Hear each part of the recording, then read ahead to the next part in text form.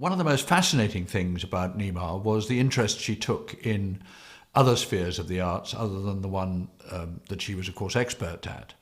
And perhaps the one that she loved best was photography.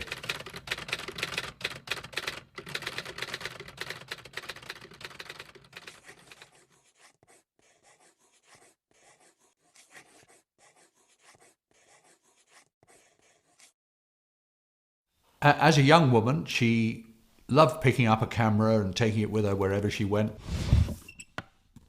particularly travelling.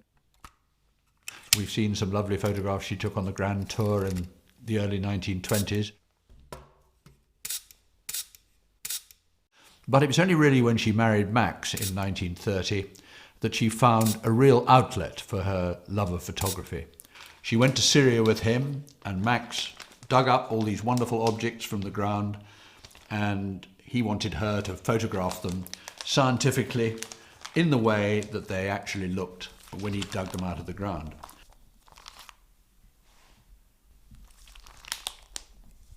But being Nima, she knew that there was an artistic side to photography, so she went and did a course at the Ryman School back in London, and she learnt all about the artistic side of photography.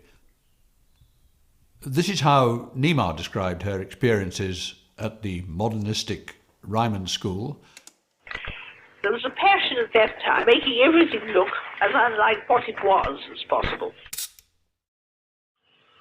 or some deliberately out of focus effect in the various cameras from the various filters. I did experiment taking things from unusual angles.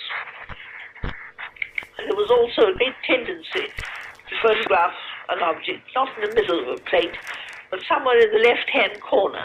It was all terribly arty, very much the latest thing. And there was then a contrast between the artistic side, which Nima was very interested in, and the scientific side, which was what the grumpy Max wanted to see. So this was what Nima described about the conflict. I didn't want it to look exciting, Max. I want it to look like what it is. Don't you think the necklace looks rather dull like that? I would say. No, I don't, Max. The way you've got it, it's all sort of blurred up and twisted. Yes, but it looks so exciting, and you haven't put the scale rod in. But it ruins the artistic aspect of a photograph. I'm often asked how Nima would have coped with modern technology and the way it affected her work, iPads, apps, and that kind of thing. Based on her experience with photography and modernism, the answer is that she would have embraced it better than most of us.